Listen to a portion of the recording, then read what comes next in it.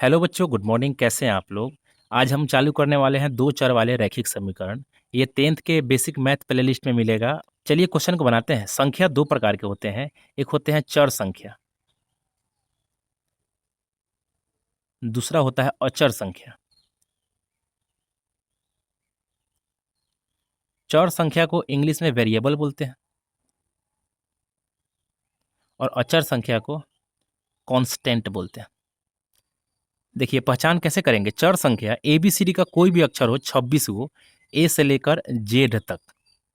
X भी हो सकता है, वाई भी हो सकता है, एम भी हो सकता है। कोई भी संख्या ABCD का अक्षर अगर वह अकेले लिखा हो तो वो चर में आते हैं। अचर में क्या आते हैं? तो इसमें ABCD का कोई अक्षर न लगा हो। 5 हो सकता है, √3 हो सकता है, -7 हो सकता है, 0.2 हो सकता है। सभी अचर संख्या हो जाएंगे। और दोनों जब आपस में मिल जाएंगे, यानी कि 2 और इधर का y ले लीजिए, तो यही जो बन जाता है वो अलजेब्रा कहलाता है, चाहे बीजगणित कहलाता है। एक पॉइंट लिखा हुआ रैखिक, एक्स पर पावर अगर एक हो उसको रैखिक बोलते हैं। द्विघात का मतलब होता है एक्स पर पावर 2 तो द्विघात हो गया, और त्रिघात का मतलब हो गया एक्स पर पावर 3। कोई भी क्वेश्चन हो, अगर 2x+3 लिखा हो, अगर पावर में एक हो तो रैखिक होगा। और 3x² प्लस का 2x प्लस का 1 लिखा हुआ है, देखिए x² लगा हुआ है, यानी अधिकतम जो घात होगा, जो सबसे बड़ा जो घात होगा, 2 हो तो उसे द्विघात बहुपद कहेंगे, और जिसका अधिकतम घात 3 हो उसको त्रिघात बहुपद कहेंगे। आप समझ गए होंगे। देखिए यहाँ पे लिखा हुआ है दो चर यानी ABCD का कोई चर हो, 2 गो हो, जैसे 2y प्लस का 3x अलग अलग है, अब प्लस का 9, ये हो गया दो चर वाले रैखिक समीकरण। इस पर पावर नहीं है कहीं पे। देखिए पावर एक के अलावा ज़्यादा कुछ है क्या? 2 नहीं ना है। अगर 2 रहता तो ये हो जाता 2y² प्लस का 3x²। ऐसा रहता क्वेश्चन तो आप इसको बोलते हैं दो चर वाले द्विघात समीकरण बोलते हैं, क्योंकि घात कितना है? 2 गो है। इस पर कई गो घात है? तो एक है, इसलिए होता है दो चर वाले रैखिक समीकरण। एक चीज़ और जान लीजिए, अगर 2x प्लस का 3x प्लस का 9 है तो ये दो चर वाला नहीं हुआ, क्योंकि दोनों सेम है, जुड़ जाएगा। 3 2 5x प्लस का 9, तो ये क्या बन गया? तो ये हो गया एक चर वाले रैखिक समीकरण हो गया। ABCD का दो डिफरेंट अक्षर होगा तब जाके वो दो चर वाला रैखिक समीकरण हो गया। समीकरण को बनाने के लिए आपके पास जो विधि है वो 5 प्रकार है। पहला है विलोपन विधि, दूसरा है प्रतिस्थापन विधि, तीसरा है तुलनात्मक विधि, चौथा है ब्रजगुणन विधि, और पांचवा है ग्राफीय विधि। विलोपन विधि को इंग्लिश में एलिमिनेशन मेथड कहते हैं, प्रतिस्थापन विधि को सब्स्टिट्यूशन मेथड कहते हैं, तुलनात्मक विधि को कंपैरेटिव मेथड कहते हैं, ब्रजगुणन को क्रॉस मल्टीप्लिकेशन मेथड कहते हैं, और ग्राफीय विधि को ग्राफिकल मेथड कहते हैं। अब बच्चों समीकरण को ग्राफीय विधि से हल करना सीखते हैं। क्वेश्चन है रैखिक समीकरण युग्म को ग्राफीय विधि से हल कीजिए। तो इसको समीकरण पहले 1 मानिए और इसको समीकरण 2 मानिए। कितना बच्चा का कन्फ्यूजन रहता है कि ग्राफ किधर बनाएं और कितना समीकरण लिखें और रफ पेज किधर यूज करें। तो अभी हम जो लिखेंगे इधर रफ पेज, ये आपको वहाँ पे बोर्ड के एग्जाम में नहीं लिखना है। रफ पेज आपको ये रफ पेज में यूज करना है।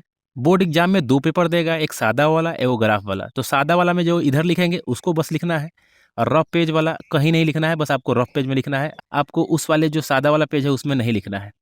चलिए क्वेश्चन को बनाते हैं। जो समीकरण 1 है इसको लिखिए समीकरण 1 के लिए सारणी, और सारणी बना लीजिए।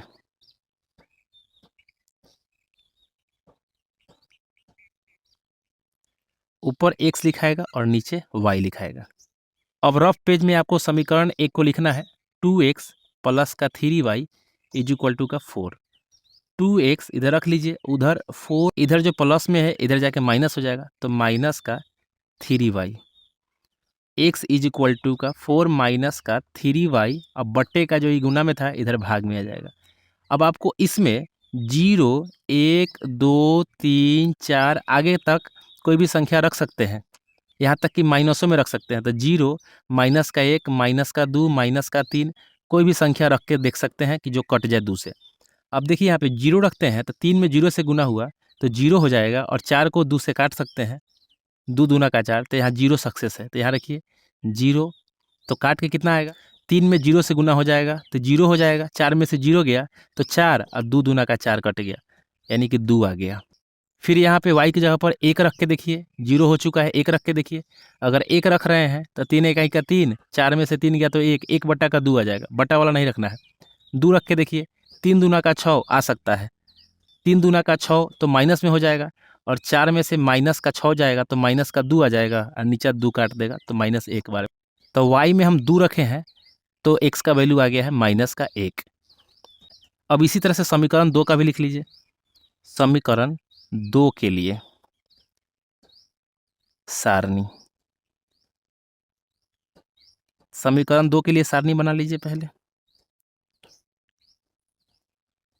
फिर से आपको यहाँ x लिखना है, नीचे y। अब समीकरण 2 को यहाँ लिखिए, x प्लस का y इज इक्वल टू का 1 है। फिर से इसको सजा लीजिए, x इज इक्वल टू 1 का 1, इधर प्लस में उधर जाके माइनस का y।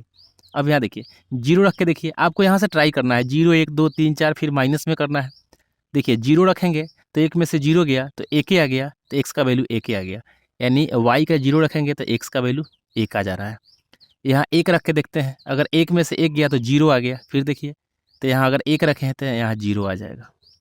बस इतना ही आपको सादा पेज में लिखना है।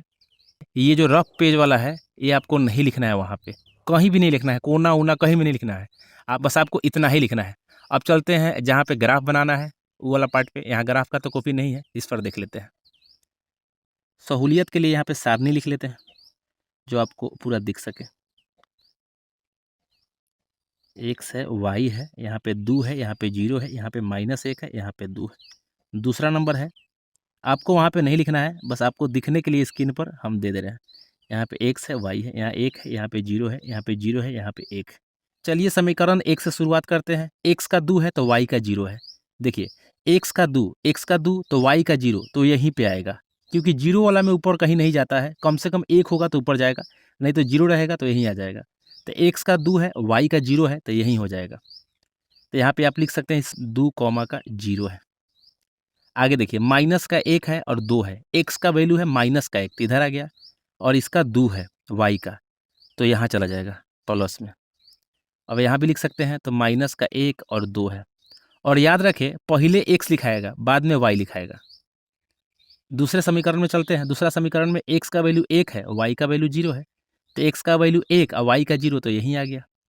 यहाँ भी लिख लीजिए 1 और 0 का है।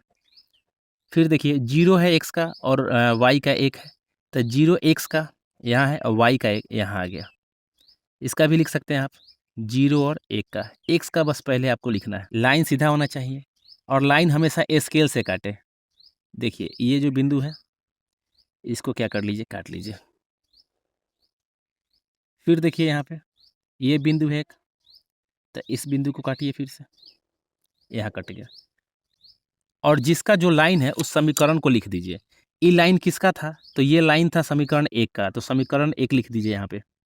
तो समीकरण 1 है 2x प्लस का 3y बराबर का 4। ये समीकरण 2 का है, तो इस पर लिख दीजिए समीकरण 2 को, x प्लस का y इज इक्वल टू का 1। इतना करने के बाद बच्चों एक चीज़ ध्यान रखना है कि जहाँ कटेगा ये लाइन दोनों आपस में इंटरसेक्ट करेगा वही आंसर होगा। देखिए कटा कहाँ है, तो यहाँ कटा है, तो देखिए y में कहाँ है 2 है, और x में कहाँ है तो -1 है, तो माइनस का 1 और y का कितना है तो 2, यही हो गया आपका आंसर। यानी आप लिख सकते हैं x इज इक्वल टू का -1 और y इज इक्वल टू का 2 आ गया। यही आपका हल हो गया ग्राफीय विधि से।